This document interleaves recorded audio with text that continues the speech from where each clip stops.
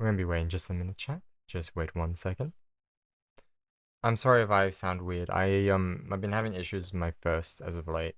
I think the weather changing it just messed with me again. I sincerely hope you're not hearing what I'm hearing. 1 second.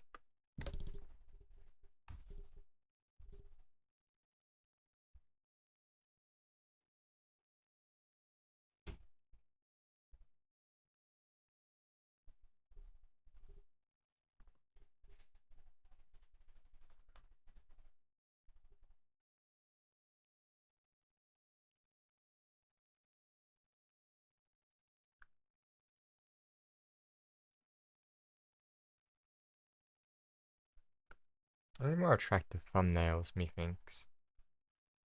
I don't know.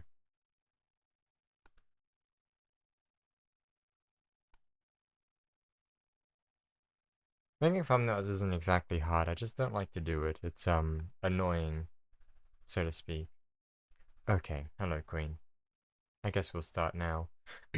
My the Mife Mohili, it's your favorite Jew, Olive, and today we're reading, actually. We're going to be reading the Thirukkal, or the Thirukkal, which is an ancient group of Tamil poems, or Tamil sayings, which sit as a guide for morals. Yes, yes.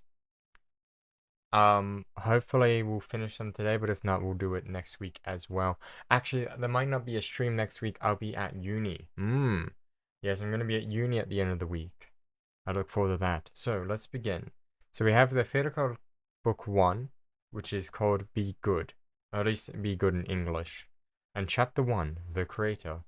As A is of every alphabet the primordial letter, so is God, the world's very font and progenitor. Your learning's idle, incomplete, if you haven't placed it at the source's feet.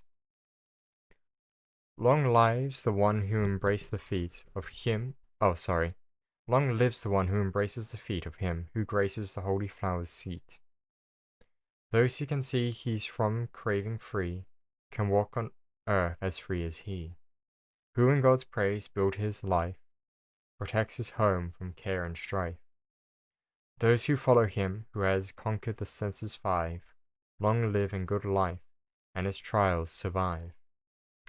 None may the mind's great torments meet, save in the refuge of his redemptive feet. You cannot at redemption's shore arrive, unless to attain his grace you strive. Who stands unawed by the versatility of God, I'd call, I'm sorry, a mindless clod. If you've crossed the sea at birth and death, seek at God's feet his grace as well. As a reminder, this isn't a Christian author, this is a Hindu author. Chapter 2, Rain. Join sky to earth it does, life on our planet to sustain, and so heaven's true nectar is how we call the rain. If food is what keeps us alive, 'tis rain that gives food its life. Our sea-bound land to thirst is doomed, and the hunger and pain when clouds turn hard and the rain trove and chain. This is translated from Old Tamil, by the way. My bad, I forgot to explain that.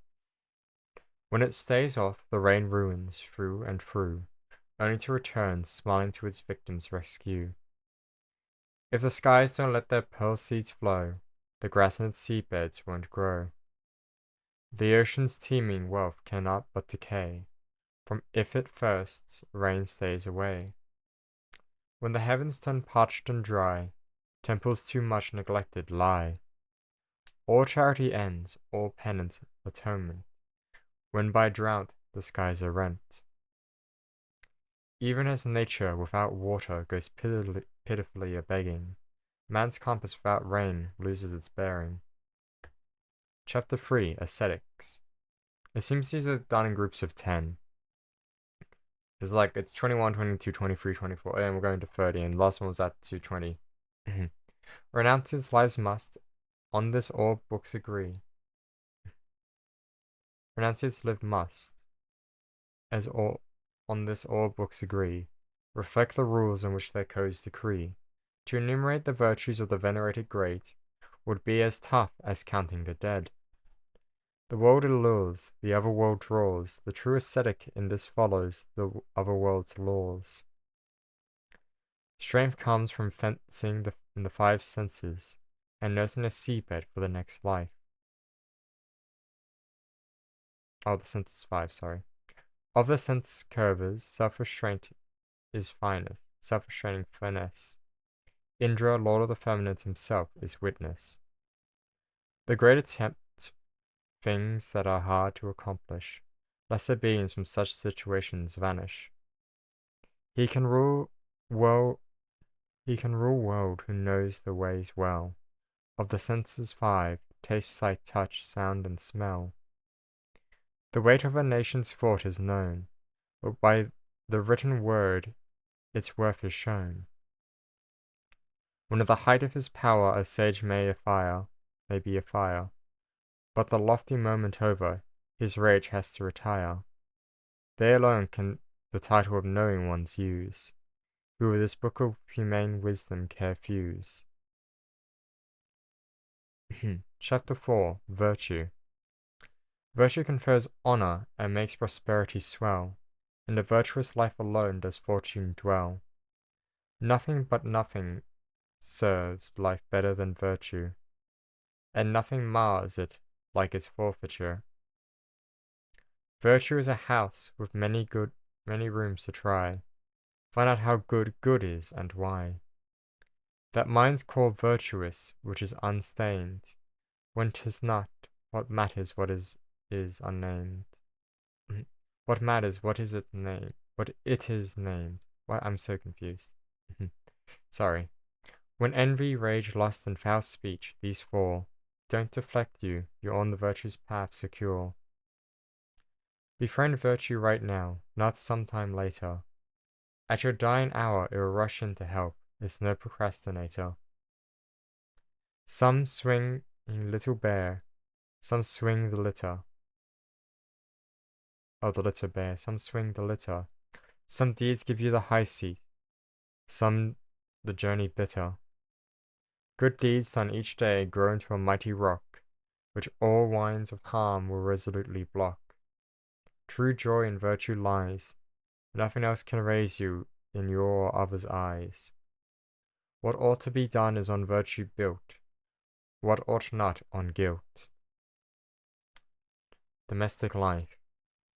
The good householder, at order 2, on home duties bent, 3 orders 1, 3 and 4, for higher callings meant. To the recluse, the parlous, and even to the dead, the householder stands in trusty good stead. The householder's duties, these 5, in right measure, all the spirits of the dead, God, guest, kin, and himself enrolled. He who earns to spare and eats so to share, protects his progeny's line from ill fare. No grace exceeds, no value lies above, within a family the bond of love. When home and home life can virtue thrive, what other good need one seek, or for success to thrive? He whose house at home are lived with natural ease, has all those who live on nobility's high crease. The householder helping family and friends is no less ascetic than who his own salvation bends. A good householder's life for all use to see, for all of us to see. And if we're half wise, what's the word? Copy. Who householding duties with virtuous care performs, meets heaven's prescribed norms. Chapter 6 The Homemaker. In the careful use of her husband means, she is her home's queen of queens. She 100 gifts may have, but if that minding the home is slack, its happiness will, quite simply, crack. No want begrimes the housewife tended home, no shaft of light enters the wife disdained dome. No greater strength for a householder can there be than his wife's steadfast loyalty. God aside before her husband she genuflects, and the rain it pours then in buckets. She who keeps herself and home from all harm comes to be known as the haven of calm. Vain is the watchful eye, vain the padlocked door, if a woman's sense of self-respect is not the guarantor. When to her groom she stays true, heaven's glory becomes her due. If the wife is what a wife's not meant to be, Her husband cannot be a lion in company. A blessing is how a grateful husband calls their wives. Wives in turn give them children to prize. Chapter 7 Progeny. The gift of children to learning and good deeds inclined is unequalled by all others of any kind. Those who children rear, the mesh of rebirth will spare. The children are man's great good fortune, with their good deeds is prosperity hewn. Ambrosia's a poor drink, as I've heard, before the slop a child's fingers stirred. To a parent the child's touch is the joy of joys, its little voice music, all other sounds, noise. The flute can please, the harp appeals to those who, and only those, who haven't heard their infant's lisp, in it which the sweetest music flows. Sorry, that chapter was weirdly written. No gift can match, no boon excel, the giving by sire to son, of that learning which makes him with the learned one. Pleasing it is to hear oneself called wise, more to see an offspring's wisdom cause surprise. More than she when she bore her son, the mirth was fulfilled when she hears the learning called gold's very gild.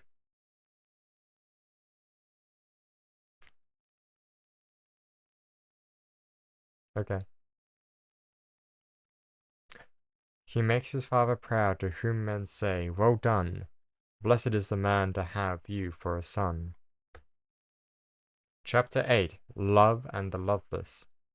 No band can send love hiding, no laws its spirit confine. One shy tear will excavate its darkness, deepest mine.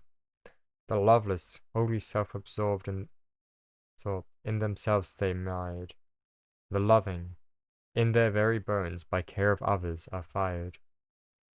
If the soul is clothed in flesh that feels both soft and rough, it is good sense of what it means to love. Love leads to union, no less of two mental worlds, a union in which one into the other's world falls. The life in love is a gainer full twice over. On earth in joy, then in heaven's clover. Evil abounds, so love has to be tough, and a world that's so, oh so very rough. The merciless sun scorches the writhing worm, the loveless heart shrivels in its arid home. Joy in a loveless life is as much an impossibility as the flowers on a sapless tree. The human frame will be an empty shell if the soul within is lonely and unwell. Life is life when lover and loved both live it together. Loveless men are but, what shall I say, bones clad in leather. Chapter 9 The Unwelcoming. Good housekeeping means keeping open doors for guests to walk in, be cared for by you and yours. Be it food fit for the gods, or a meal of lesser fame, to gorge alone, guests unfed, is an utter damned shame. Old wisdom says, who their guests with welcoming greets, and believe me, it's got it right, with bounteous plenty meets. As also, when he to every gentle guest courteous care extends, her blessing to him in a myriad of ways, fortune gladly sends. Grain will ripen unsown on your field, if your guests you welcome make. Only after he's eaten, of what remains, partake. Who welcomes the coming and waits for the future guest, has safe for him in heaven's warm parlor a long-awaited rest. Don't count too soon the fruit of your vague kindness. They are worth exact of your guest care, pluses and minus. My life has gone to waste, you cry in pain, yet you cry in vain. Remember when need knocked on your door, you only showed disdain. Misers spurn house guests, their wretched wealth to hoard. The empty hearth their face laments, as does their lonesome board. Touched by greedy fingers, a flower's fragrance will fly. Untouched by care, a guest's expectant heart must die. Chapter 10 Right Speech. Men of the light are men who care, their words humane, hard messages bear. Great gifts than gift itself is the gifter's gifting style. Winning more than what is given is the giver's giving smile. The gift of kindness, not gifts in kind, help the one in need. The first is given, the second flung, to feelings paying no heed. From ill fate's brutal swipe is the kind worded girded, and gets a grateful word, world's thanks, ever so lovingly worded. Modest, gentle speech a human being adorns, the rest cheap tinsel are vanity's loans. To the seeker of good the words come right, virtue seeks him like darkness does light. Words that uphold virtue and the codes of right and wrong raise a moral tenor and makes its timber strong. Words that are kind, tender, and not vexed spread joy within your world and in the next.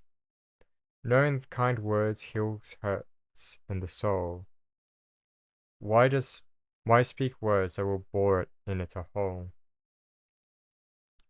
When words abound that soothe, why use those that swipe? With ripe berries around, why pick those unripe? Chapter 11. Gratitude. A good turn done is a heaven-born gift you cherish. Ask, will he repay it? And it will perish. A helpful act, howsoever slight, when timely acquires true height. To help without thinking, what's in it for me, is to be, for the helped one, vaster than the sea. Help, like the millet seed, may itself be small, but its spirit stands like a palmyra tree, tall. Don't judge help by its shape or size. Is it large or is it small? See how it has met a need, if it has met it at all. When with ill fortune you feel mighty sore, just recall the pure ones who helped you in your woe. You will in all your 7 lives bless those who've helped you in your distress. If you've been helped, don't forget it, not for a single day. But if you've been wronged, you must forget it, and right away. When the wrong done to you hurts like a sore, recall one good the wrongdoer may have done, and forget the woe. Forget to do good, and you may find salvation yet. But forget gratitude, and you're headed for destruction's nest. Chapter 12. Impartiality. When the judges' scales their balance maintain, we can be sure that we are in equity's reign. Honest wealth bequeathed endures, and heirs from grief and gnaws. Thinking, oh, who ever know? Do not temptation bow. Wealth's stealth will out one day, so quit that thought right now.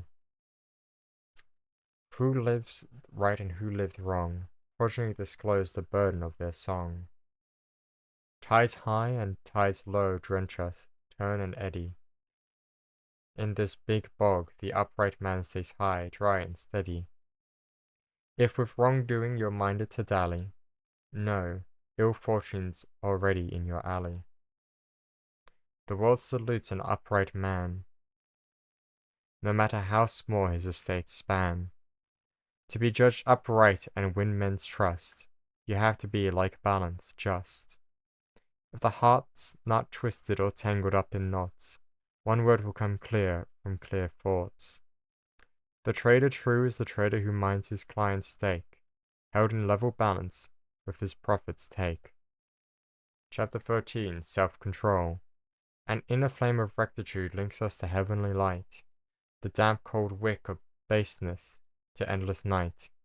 Self-control is wealth, guard it with zeal, no other strength can match that steel.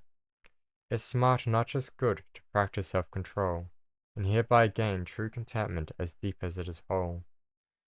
If from self-control you don't serve or slip or swerve, your worth will rise mountain high on life's every curve. Modest bearing gifts, life's every single station, but on one who's rich it is a distinction. If your fortune is through the 7 worlds to spread, draw in your 5 senses as a tortoise does its head. Of the many slips on the slope of life's slippery slips, the worst is the careless word that passes through our lips. The hurting word, the hurting man, some instant joy may bring, but be sure it will return the sting is saying.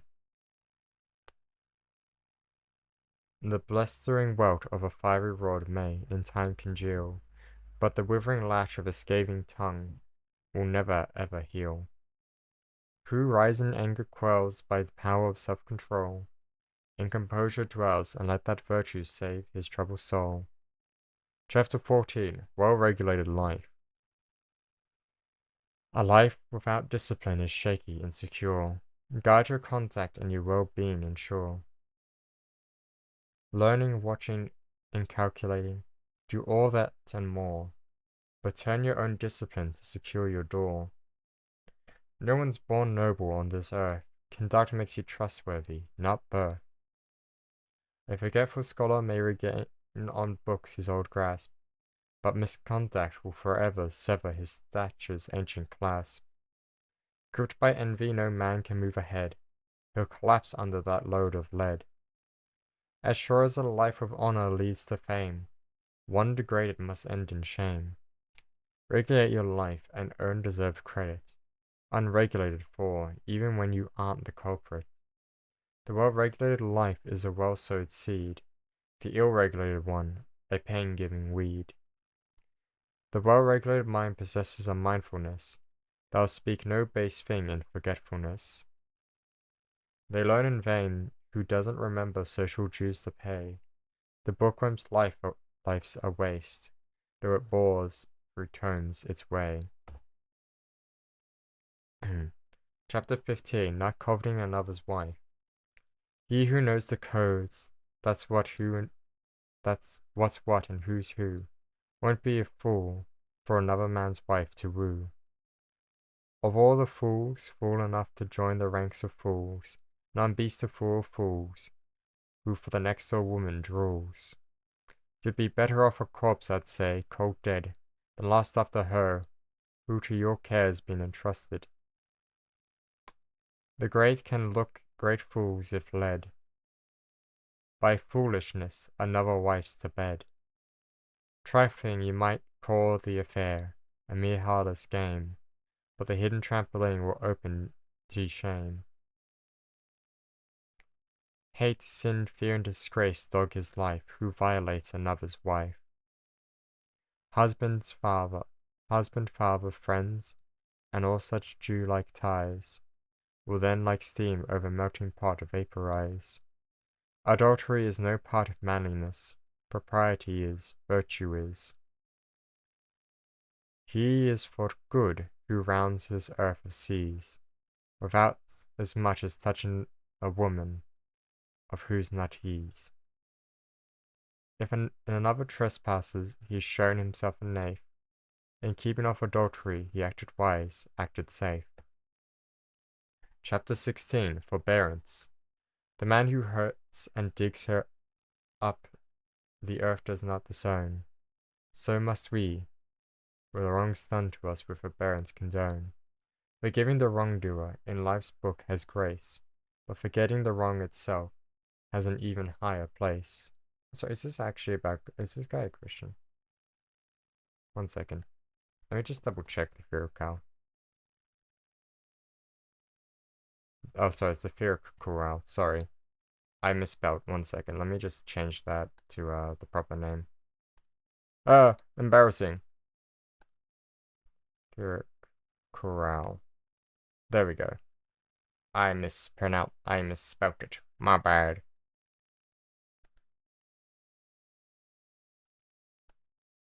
No, this wouldn't be influenced by Christianity.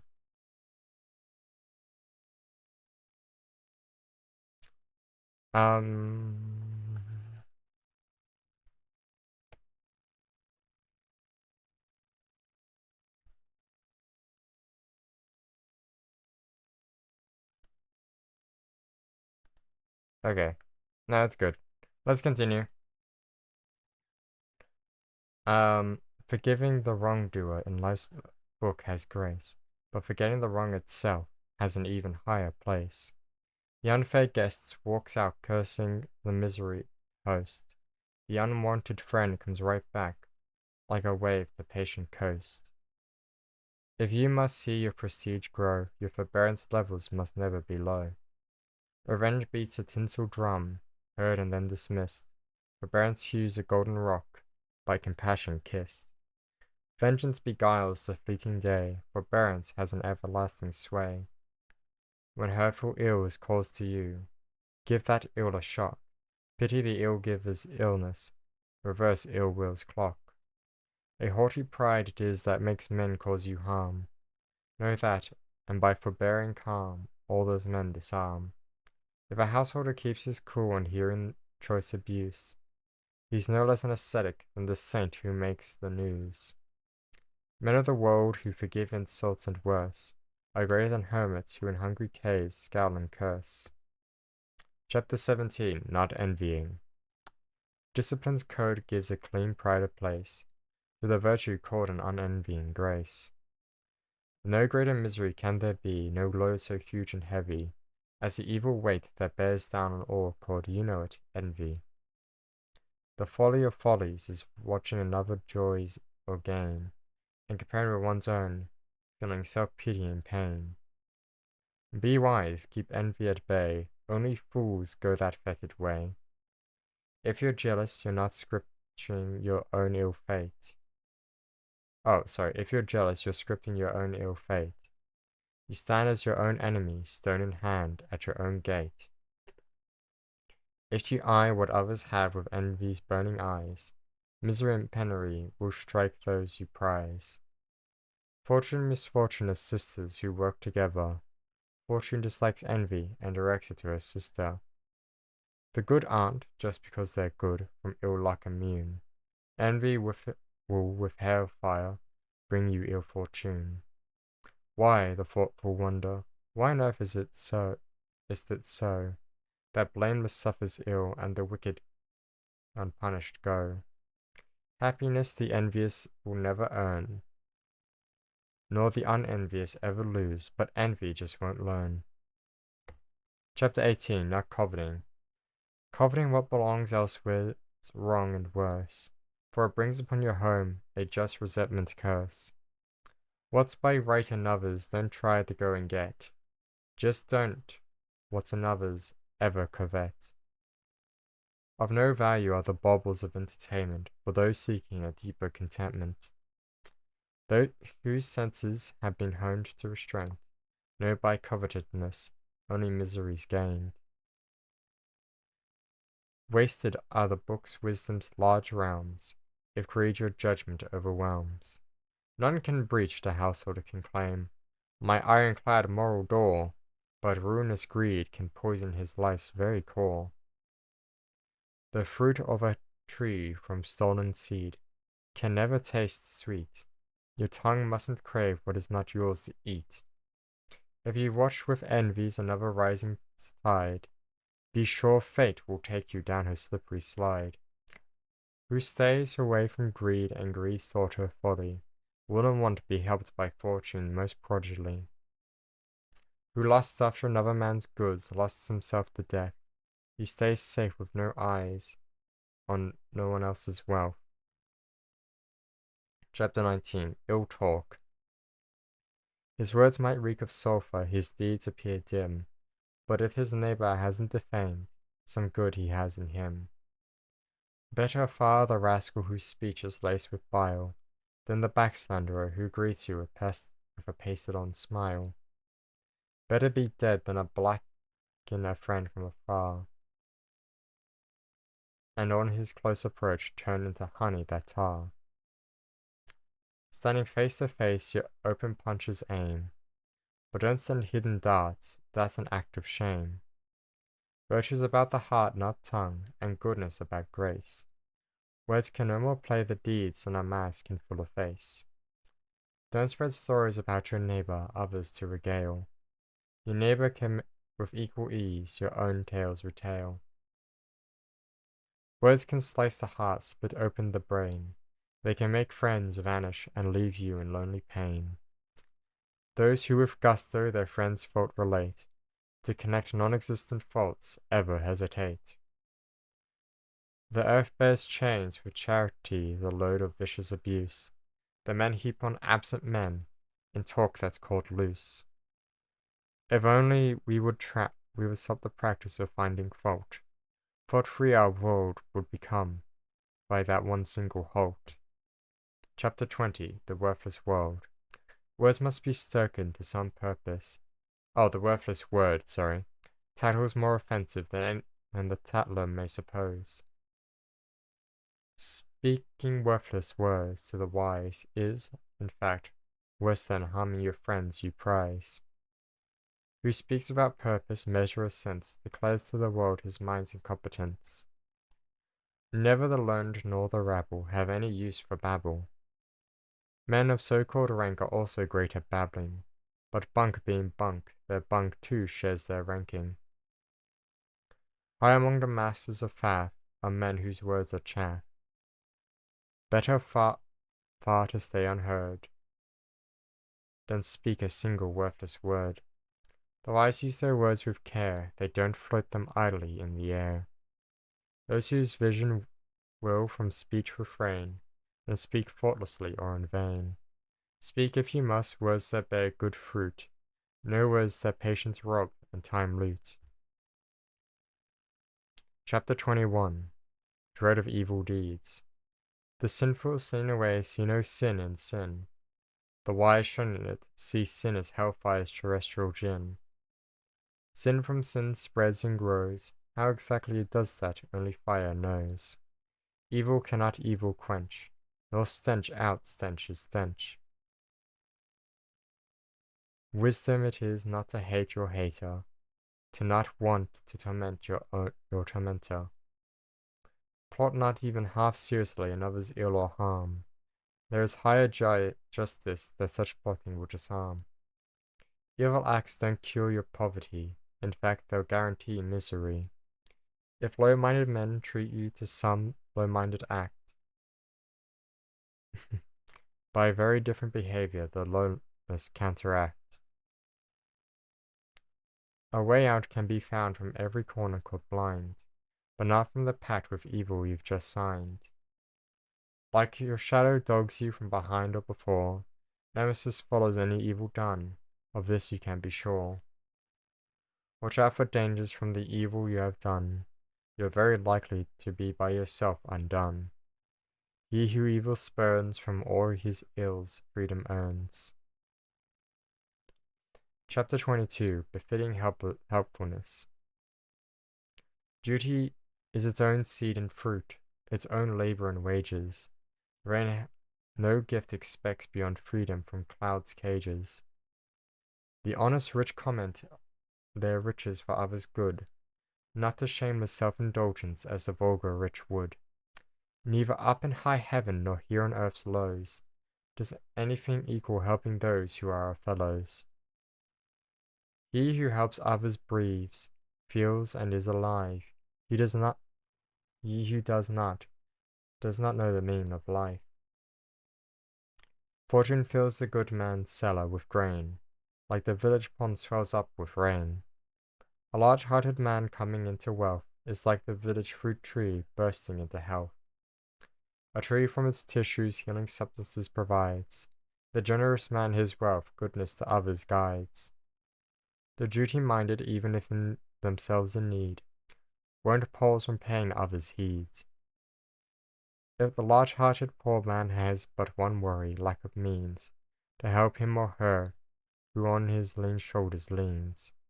If running yourself to stop another's ruin is what's demanded of you, ruin yourself again and again, to your helpful purpose stay true. Chapter 23, Giving. 1 second.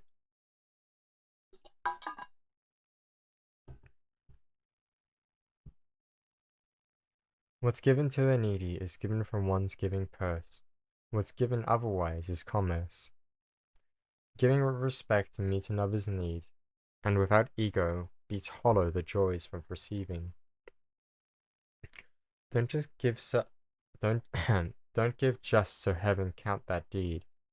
Giving's no giving when done to receive a heavenly blessing. What can I give? I have nothing, is low-souled and mopey. Sharing what little one has is true philanthropy. The deep-lined face asking for alms displeases, but giving the copper in your purse and seeing the smile wipe away that face's harsh creases will open in a while a new universe. One's sunken abs are carved by fasting toothed fangs, but a greater joy by far is riding another's hunger pangs.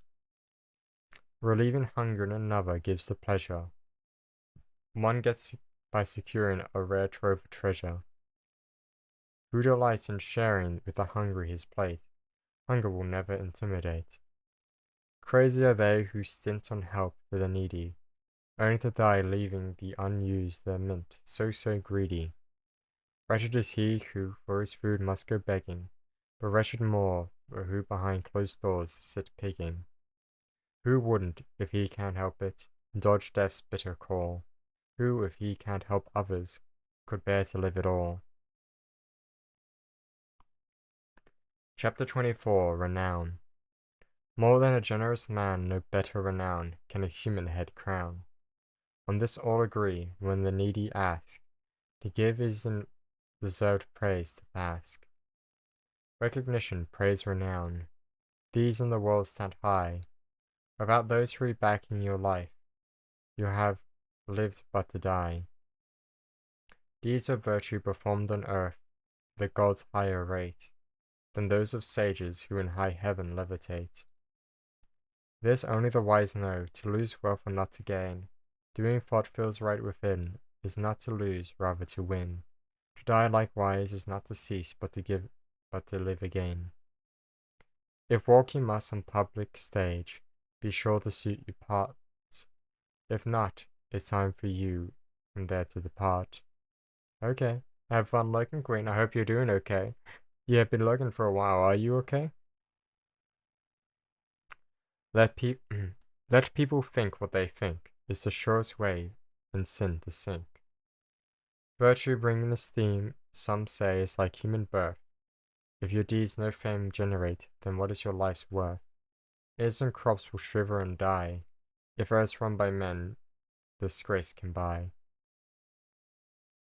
The blameless live their lives unblamed, the fameless live their life's wick unflamed. Chapter 25 Compassion. To be kind, to care, and perhaps to love is to have true wealth. Even the vile have the other kind that rhymes so well with stealth. Teaching eminent senses, all creeds that heart's compassion teach, that's what their teaching's really about, people's hearts to reach. Charity glows and glowing keeps within a glow, as grimness grimes, and the grim world we know. Love embraces the loved ones, holds them heart and soul. It also cleanses the loving one and leaves him feeling whole. The breeze-kissed earth knows life is about grace, and keeps those safe to who a life of grace embrace. Who all good forsake, all kindness and grace, are the miserable ones who then very opposite face. This world's heartless, the unworldly breaks, the next world sublime, the world's unworldly makes. Worldly stuff unstuffed can be restuffed again, but whose lose love can never love's realm regain. Who his mind won't use must the moron be, who his heart won't is cold and stormy. When a tormentor torments you with torments you can't bear, recall the time when you were the bully that you were. Chapter 26 Meat. How can one not see the ugliness of eating meat? How can one made of flesh another's flesh eat? Yeah, this is a Hindu text. He who does not bolt his home its loot cannot prevent. One who does not hold eat-meeting can claim no refinement. The butcher with his knife cuts up the living, breathing things. The glutton with his teeth completes the grim proceedings. Don't hide behind the butcher's blade saying, he kills, only I eat. You're the one that whets the knife that makes the thing called meat. What is heaven if not grace or peaceable living? What is hell if not the guilt of ravenous animal killing? If you give up your meat craving and your life thereby upgrade, why will anyone senses practice this gory trade? Why will anyone in his senses practice this gory trade? What is meat but wounded flesh of that which was once alive? To think before the once robbing morsel you will try to hide. Okay. If you wish as you should that your soul be liberated, think. This once lived, breathed, moved till it was beheaded. The thousand offerings of this to reach some mythical merit are bilged. Stop killing things to eat them, that's when you'll reach it. Just picture this. All living things, all living creatures in thankful gladness throng. Clasping hands in praise of an unkilling man, they sing a happy song. Chapter 27, Penance. Penance is about feeling another's pain as one's own, and for any pain caused, quietly to atone. For true penance you must know how to atone, else be honest, stay as you are, and leave penance alone. If ash-smeared and long of beard, you're able to be all pious, it's only because some regular folk work as your once suppliers. 'Tis said penance empowers the penitent to punish or protect, so penance is done to kill foes, and friends from doom resurrect. 'Tis for penance works for sure right here and now, so men do penance to get what they want just as any old how. They fulfill themselves whose penance is not vainglory, but penitents who stay world-mired tell another story. Gold glows as the furnace burns to coal, the ascetic shines as penance minds his soul. Now he's somewhere else, whose mind has mastered his limbs, and who, quite rightly, the world a master deems. That true penance powers the ascetic is not at all in doubt. By making him oblivious to life, it even puts death to rout. If the world teems with distress, the reason's quite clear. Of penance de-stressing power the world does not want to hear. Chapter 28, Inappropriate Conduct. Your hypocrisy makes your five senses laugh. Your guile can't fool them, not by half. Men of high repute shrink to midget size, when their stricken conscience meets their guilty eyes. A man's holy robes can hide his sinning mind. A tiger skin can help a cow free pasture find. A man clad in sage's guise, sinning in secret vies, with a fowler hiding behind a bush, his prey to surprise. If looking very law-abiding, you would eat anything but, know the law will soon find you, and then you'll be in a rut. Saying, I've quitted all, but staying in fort quiet profligate, will not shield the wily eyes of the fraud renunciate. Shining and ruddy, like a kunri seed he looks, but look closer, from the sage's secret inside a black nose snooks. Many there are, many too many, who in holy water dips, when inside their skin hides a moral drip. Don't go by looks, the arrow smooth clean pierces, the harp bent makes music, don't go by appearances. The gleaming pate and flowing bearded saints that we applaud are fraudulent in their conduct with our codes, don't accord. Chapter 29, No Fraud. If heaven's joys you seriously want, give up thoughts of fraud. Cousin to cheating, deceit and guile, fraud even puns on God. For what's not yours, don't crave. Have some sense, behave. Stolen goods may come to you tiptoeing, but they'll just vanish, flying out on a very fleet wing. Greed for fraud's vile pickings is a sickness that brings with it pain, which is endless.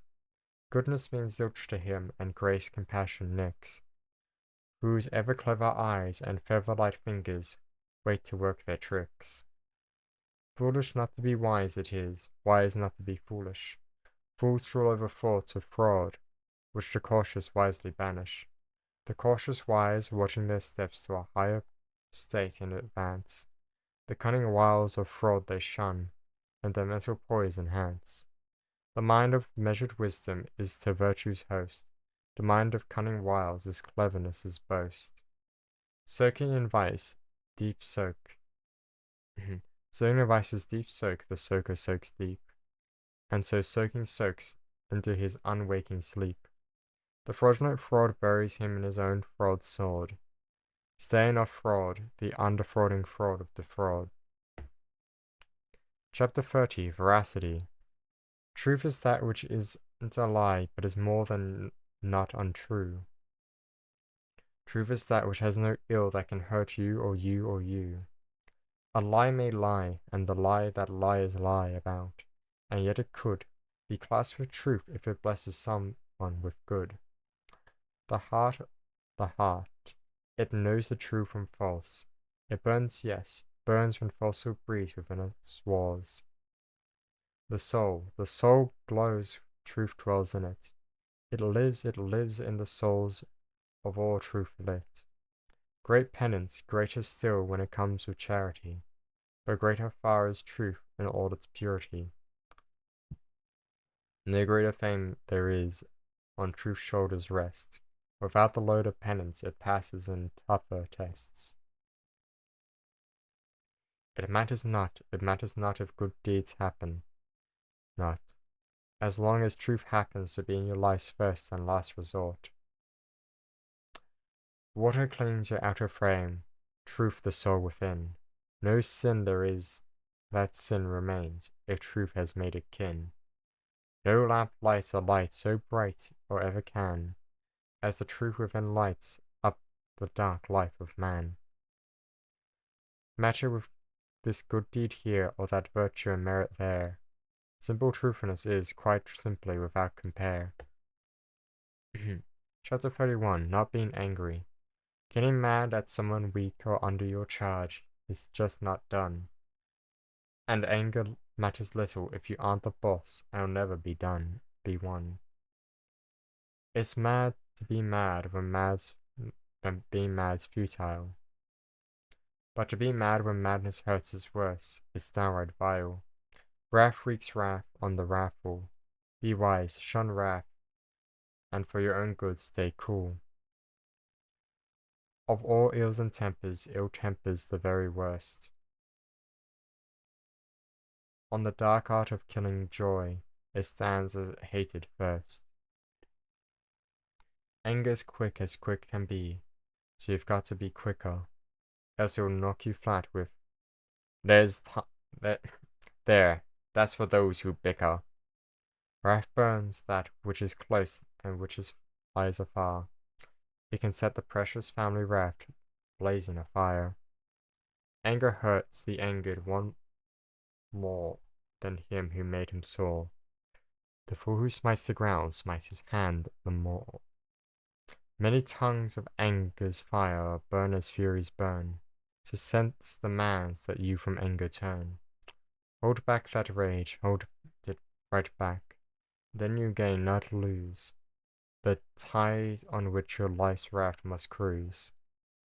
Those that raft burns up are good as dead, who burn up their raft are sages, no less 'tis said.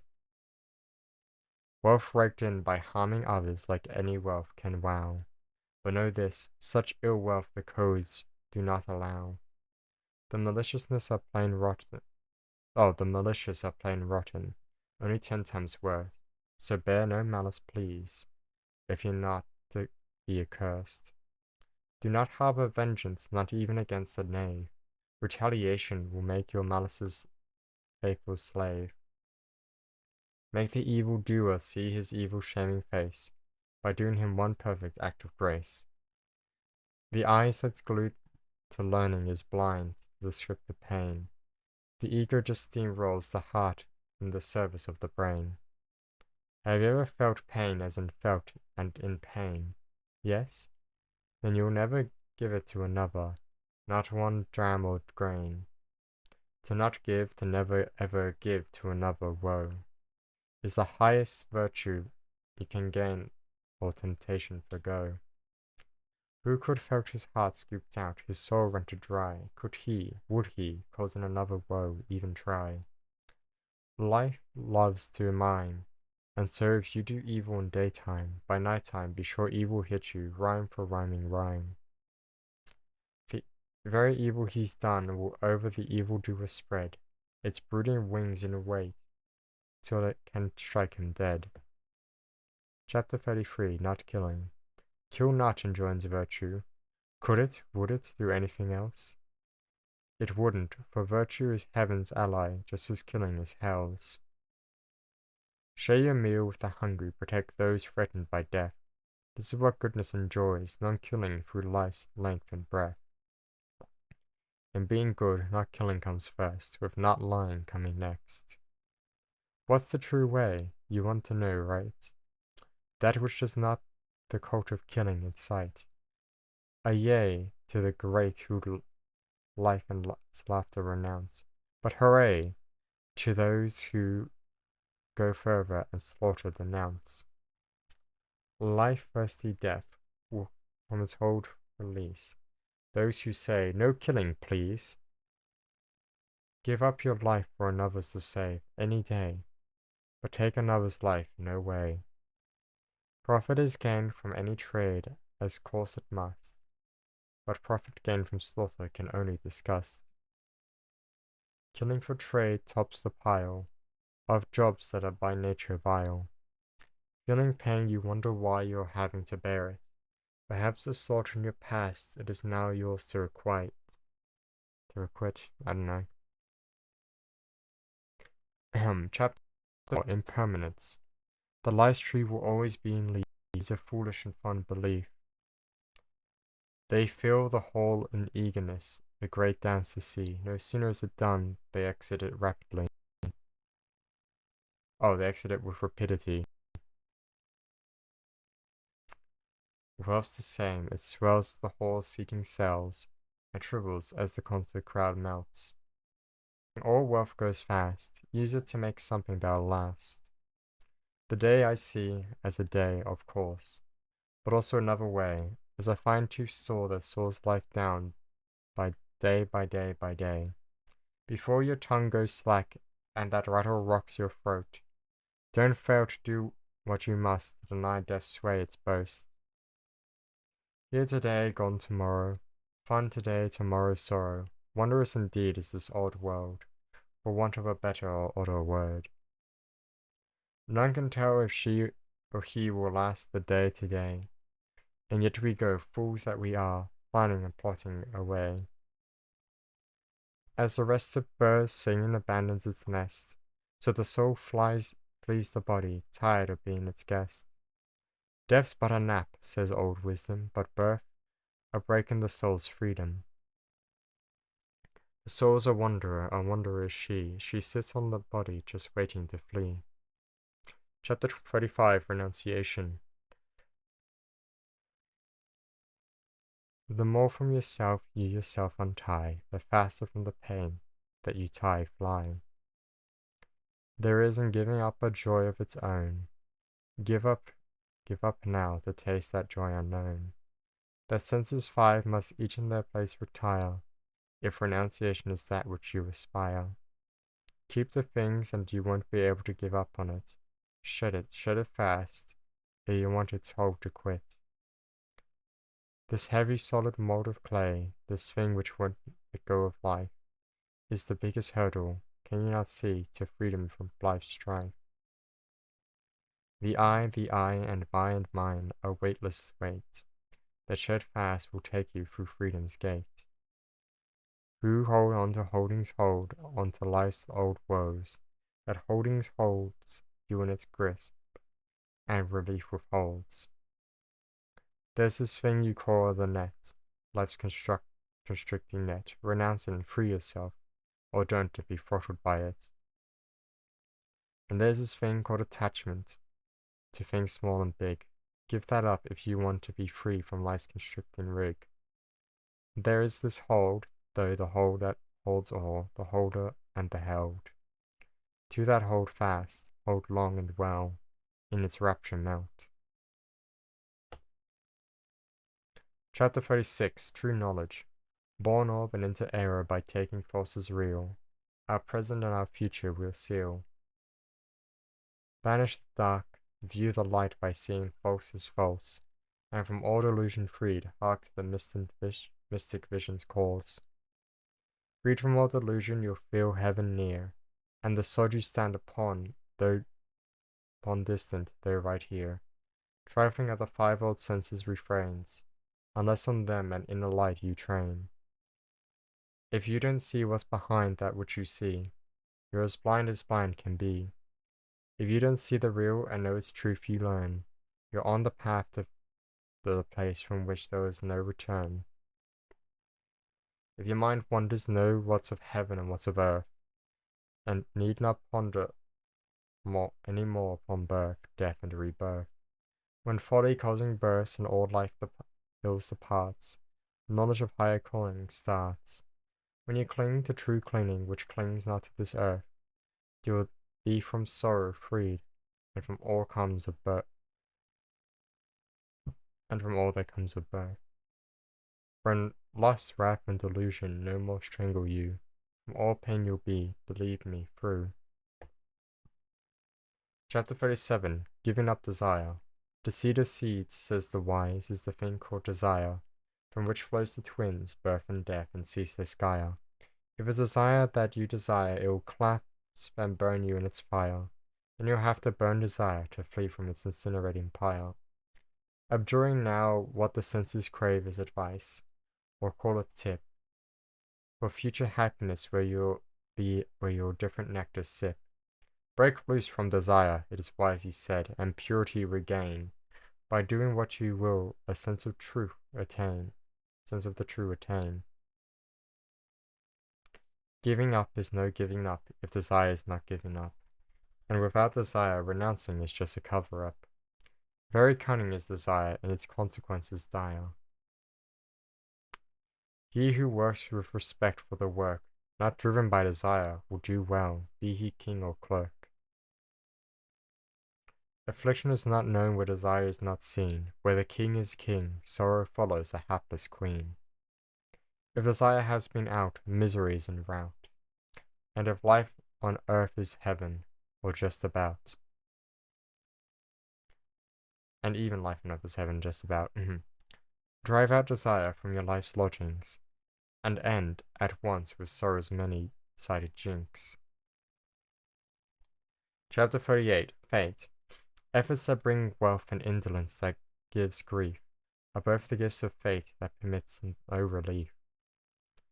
Rich going bankrupt, the dull turning bright, happened very exactly under fate's oversight. There's there's what's called book learning, and then there's the thing called wisdom. The first about life's broken paths, the second its glorious sum. Fate made those two, the wealthy and the wise. Two stay two they do, separate no ties. The good can be grief-stricken while the wicked prosper. None can change fate, the sun the count keeper. Who never keeps what not's yours, even if you bury it deep, you won't lose what's rightly yours, left open as you sleep. Fate has for each laid down a share of its wealth that's fair. But to want beyond that a greater share is wrong, beware. What can the wretch in an utter want renounce? His own want? Past deeds have thrown him to misfortune's bitter taunt. When in luck, men thank that luck and their lucky stars. When not in luck, they blame their fate and life's one big farce. No power can match, no skills defeat fate's undisputed will. Try as he might, contriving man will stay fate's puppet still.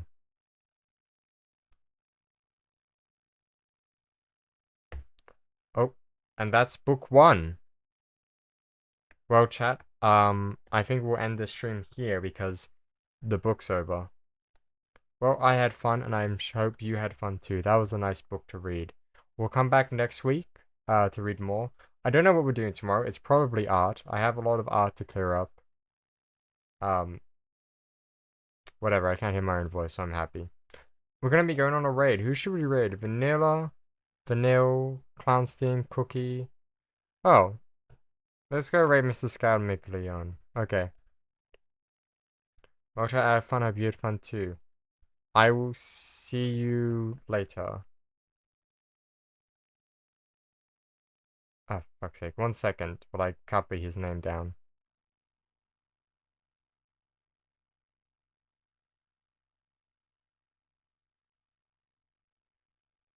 Alright, now that I've copied his name down, let's hope that this all works out.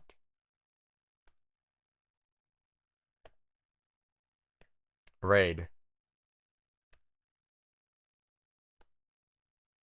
Right, chat. I had fun. I hope you had fun too. I'll see you all next time. Goodbye.